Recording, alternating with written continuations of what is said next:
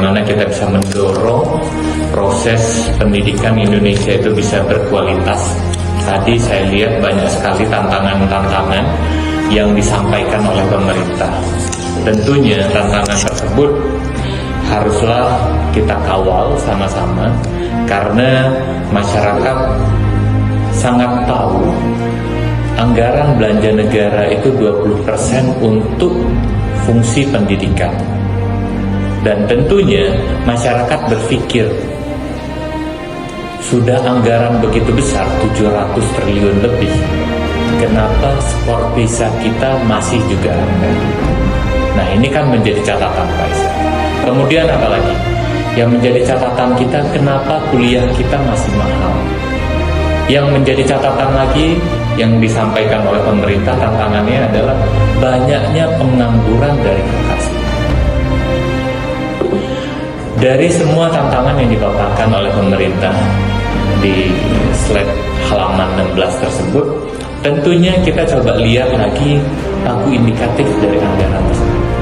Saat kita lihat pagu indikatif tadi disampaikan oleh Mbak Maisy, ternyata di Kemendikbud itu ada penurunan anggaran yang cukup signifikan jika dibandingkan tahun 2024. Padahal anggaran fungsi pendidikan itu naik. Yang tadinya 90 triliun lebih turun menjadi 83 triliun. Ini berdampak kepada anggaran yang dibagi berdasarkan ke dirjen-dirjen tertentu. Saya sampaikan bahwa di perguruan tinggi, dirjen perguruan tinggi itu turunnya cukup luar biasa, dari sekitar 38 triliun turun hampir sekitar 5 triliun. Di dirjen vokasi pun juga sama, itu terjadi penurunan. Nah, ini menjadi kok jadi berbanding terbalik, kita niatnya meningkatkan tetapi secara anggarannya itu tidak mewarnai suatu keinginan kita untuk meningkatkan, itu satu. Kemudian juga kita ketahui bahwa dari 700 sekian triliun, tentunya kita juga berpikir ini nantinya akan ditambahkan makanan yang bergizi. Makanan bergizi ini di mana? Kalau kembali yang disampaikan oleh Mbak Nurul, misalnya dibebankan ke Kemenkes kah, Kemendikbud kah? Oh, kalau dibebankan ke Kemendikbud ya tambah bubar lagi. Tantangan yang kita hadapi kemarin tambah runyam lagi. Padahal kita udah merencanakan pertumbuhan ekonomi yang tinggi. Nah, ini menjadi catatan kepada kita semua. Kemudian perlu saya sampaikan di sini bahwa banyak sekali negara-negara berkembang itu punya standarnya. Jadi UNICEF itu menuliskan standar dalam penggolaan anggaran pendidikan, ya kan? Nah, ini yang harus kita pahami bersama. Jangan sampai anggaran pendidikan kita itu tidak sesuai dengan ini negara maju, negara berkembang, dan juga negara yang memang tertinggal. Nah, ini harus menjadi indikator ukur kita, Pak Iza. Karena hampir sebagian besar, 52% anggaran pendidikan ini menjadi dana transfer daerah. Dan dalam kajian ternyata hampir 35% provinsi yang belum melaksanakan mandatori konstitusi 20% anggaran pendidikan.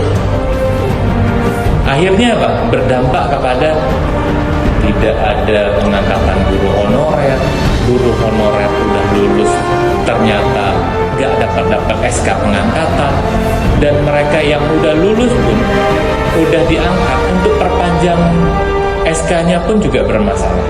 Nah, ini menjadi catatan. Bagaimana kita mengawasi dana transfer daerah yang cukup besar? Kita pahami bersama, jangan sampai anggaran pendidikan kita itu tidak sesuai dengan ini negara maju, negara berkembang, dan juga negara yang memang tertinggal. Nah, ini harus menjadi indikator ukur kita, Pak Iza. Karena hampir sebagian besar, 52% anggaran pendidikan ini menjadi dana transfer daerah. Dan dalam kajian ternyata hampir 35% provinsi yang belum melaksanakan mandatori konstitusi 20% anggaran pendidikan. Akhirnya apa? Berdampak kepada tidak ada pengangkatan guru honorer udah lulus ternyata nggak dapat SK pengangkatan, dan mereka yang udah lulus pun udah diangkat untuk perpanjang SK-nya pun juga bermasalah. Nah, ini menjadi catatan bagaimana kita mengawasi dana transfer daerah yang cukup besar di bidang pendidikan ini bisa on the track, karena hampir sebagian besar dikelola oleh daerah-daerah. Nah, ini menjadi catatan kalau tidak dikelola dengan baik, padahal mereka mengelola mulai dari tingkat yang paling bawah, gitu. SD, SMP, SMA. Ini harus kita buat.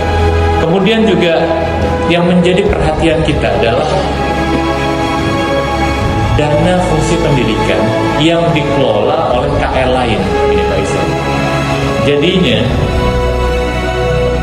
PT di kedinasan itu ada sekitar perguruan tingginya itu ada sekitar 125. 20-nya memang mereka langsung diangkat menjadi ASN. 105-nya itu belum tentu mereka menjadi ASN. Kemudian kalau dihitung anggaran, ini perbandingan kemarin Bu Maisti menyebutkan perbandingan antara berapa besarnya biaya pendidikan yang dibayar di Kemenak dengan Kemendikbud. Hari ini juga saya paparkan bagaimana pembiayaan yang dikelola Kemendikbud dengan perguruan tinggi di KL lain. Yang perlu kita tahu bahwa di KL lain itu 4,5 kali lebih besar dari anggaran yang dikelola oleh Kemendikbud. Jadinya subsidi yang dikeluarkan per mahasiswa jika di KL lain itu 20 juta, sedangkan di Kemendikbud itu hanya 3 juta. Nah, ini menjadi catatan, akhirnya ini menjadi catatan KPK bahwa di 125 PTKL itu pembiayaannya lebih terfokuskan kepada boarding dan baju mahasiswa. Ini catatan KPK. Padahal harusnya perguruan tinggi di KL lain jika udah ada di Kemendikbud buat apa lagi, ya kan? Prodi-prodi yang udah ada di Kemendikbud ya udah di Kemendikbud aja, nggak usah dilaksanakan di KL-KL lainnya. Ini menjadi catatan Pak Isa, jangan sampai terjadi akhirnya di Kemendikbud tumpang tindih, kemudian membuat PTN menjadi mahal. Karena apa? Ketidakhadiran negara dalam membantu PTN memberikan beasiswa kepada anak-anak bangsa. Kemarin UKT ribut, mahasiswa datang ke DPR menyampaikan, dan ini kan masih was-was mereka, karena ini bersifat bukan membatalkan, tetapi hanya tidak diberlakukan pada tahun ini. Nah, ini kan menjadi was-was. Sedangkan hari ini kita pahami bahwa di saat pandemi COVID kemarin, pasca pandemi COVID ini banyak orang tua yang tadinya mampu, jika membebankan